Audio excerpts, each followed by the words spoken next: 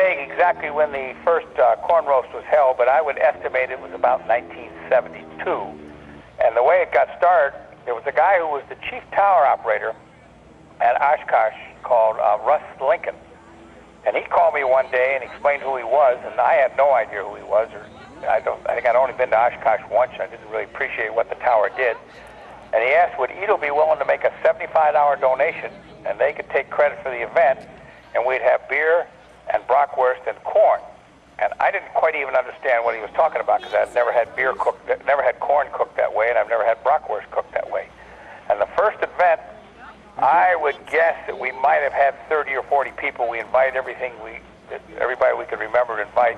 And I remember Whippy and I standing there, and we couldn't knock off the keg. There was still some stuff left in the keg when the show was over. One of the interesting parts of being there, we were right when the aerobatic teams were doing their pull-outs, and when they were pulling out to the north, they were right over the area, right over the area where they would go by, and they would go by at 50 to 100 feet, it seemed like. And eventually they got to the point they'd go by and hold their hand out like they'd like to have a beer. And we lasted there, I would guess, 4 or 5 years. The event got bigger. We got up to 3 and 4 kegs of beers, the way I guess at how many people we had there. Those beans are a little heavy there. Oh my goodness. Are you zeroing in on my beans? And then the FAA decided this was a dangerous area, and they decided to clear a larger area for the aerobatic demonstration so there'd be no accidents. At that point, we had to leave there, and we really did some scrambling around. And we finally worked out a deal with the EAA where we rented the Nature Center. And the trouble with that is, one of the great advantages of it, it had air-conditioned heads. If you've been living in one of those porta toilets for a week, you really appreciate that. But we went over there, but the trouble was there were a whole bunch of scheduled events. I remember ours was 4 to 6, and right after it was the Sun and Fun event. So by 6 o'clock, we had to be cleared out of there. And at that time, it started to get big, and it took a lot of effort, and we were probably up to 6 or 7 kegs, and a lot of logistics of putting it together. And kind of a way to worm out of it, I offered it to SPA, still with Edel's name as a sponsor, and Mary Sillage agreed to take it over and run it. And then she looked around and found the present location that we use now with that individual down at the south end of the field, back in the ultralight area, and that has really worked out well.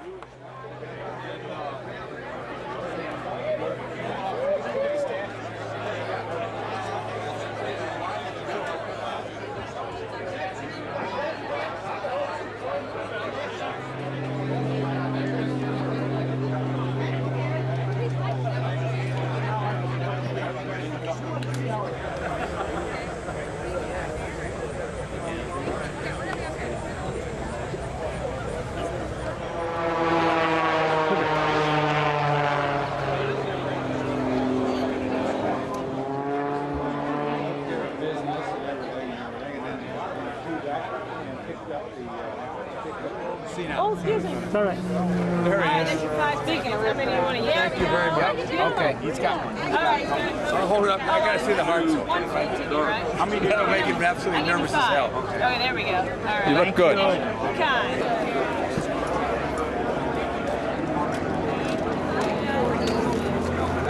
I know how they all have to be separate too.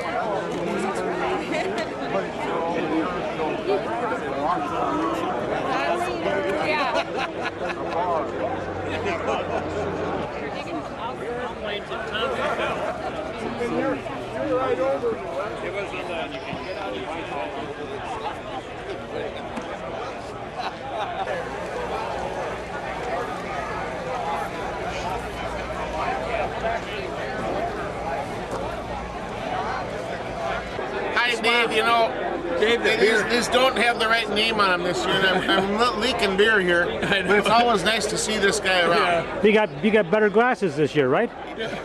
Last year's glasses leaked. The big ones last year. Yeah. So, I don't know what else to say now. That's good enough. It's a great party. You've done a great job. Let me buy a beer. As I wandered around the corn roast area, I came upon these very special guests. What an honor to have these ladies at the corn roast.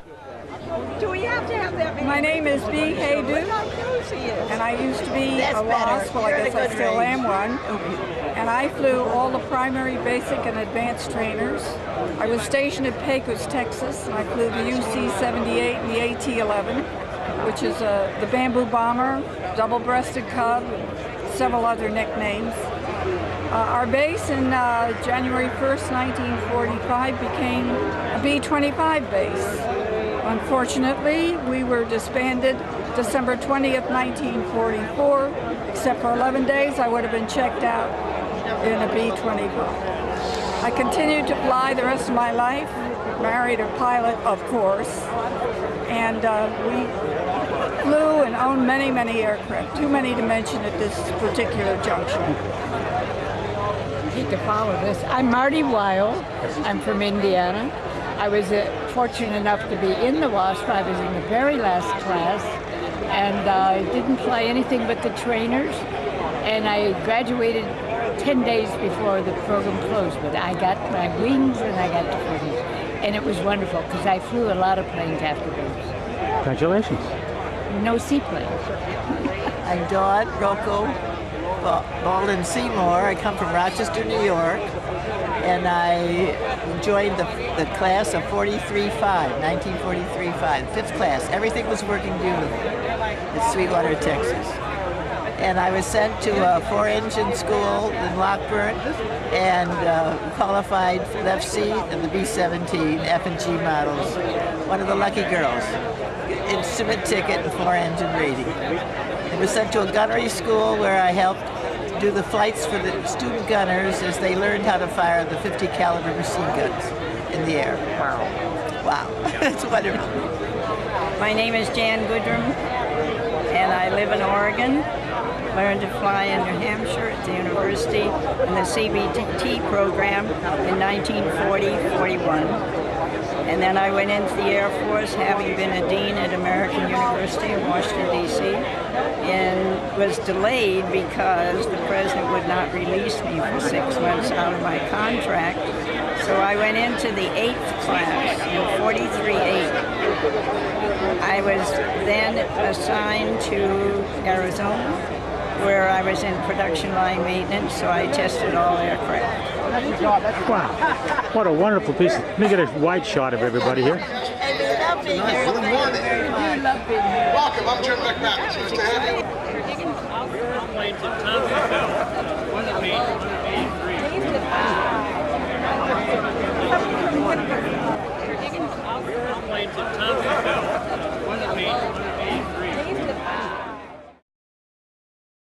Bruce Stanley. Thank you, Bruce. And Mr. Seaplane, J.J. Fry. J.J.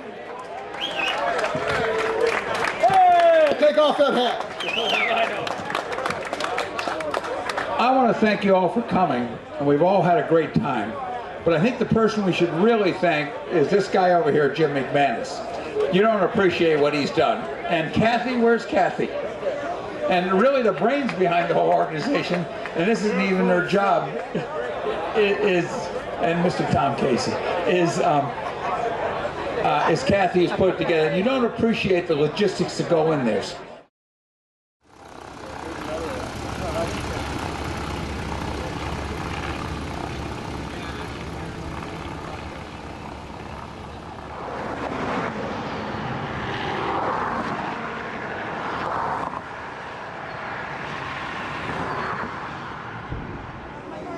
We'll be right back.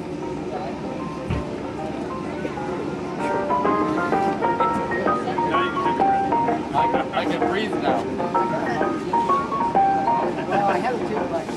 You know, we all dislike rules, but we live by rules. And even as laid back a place as a seaplane base does have to have a few rules. Like tell the kids, don't skip stones out on the water. We don't want to hit any airplanes.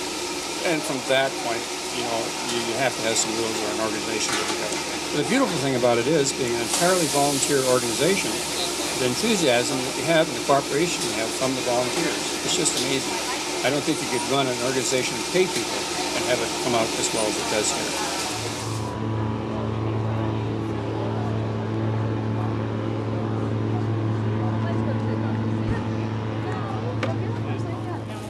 Whatever I need. Where am I?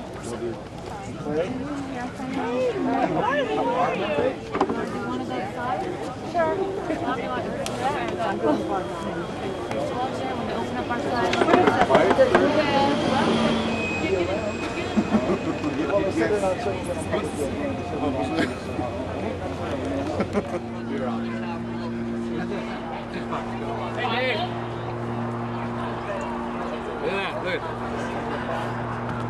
at that meat. Wow. I'll just bring a stack for the table. Okay. I'll take two. I'll go. I have one for you.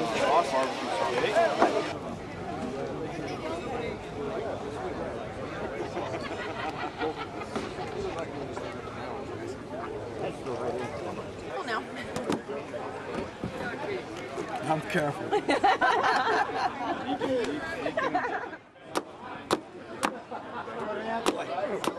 Made a mess out of that one. All right, I'm doing that.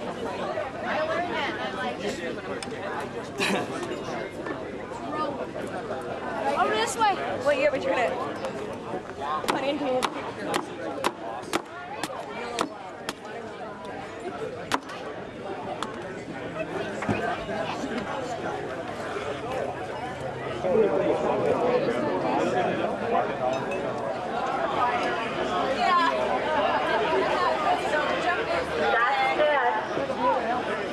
Can you please come to the office? I'll take the hat too, and I want that $30 training.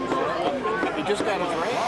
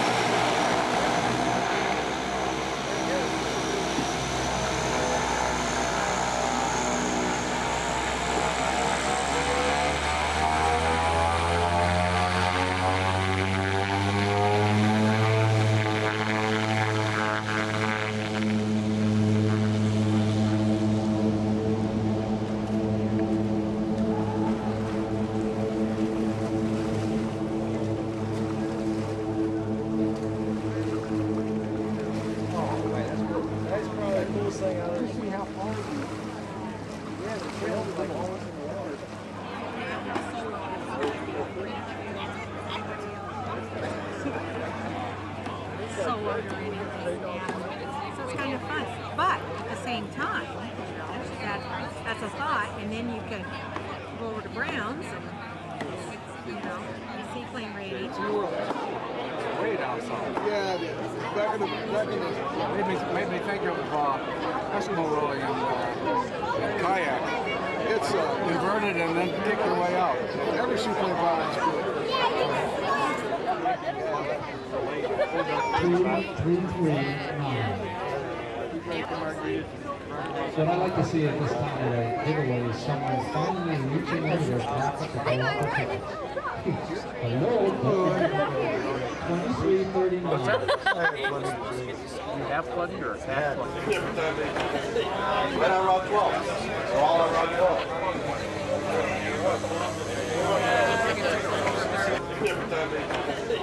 Right on route 12.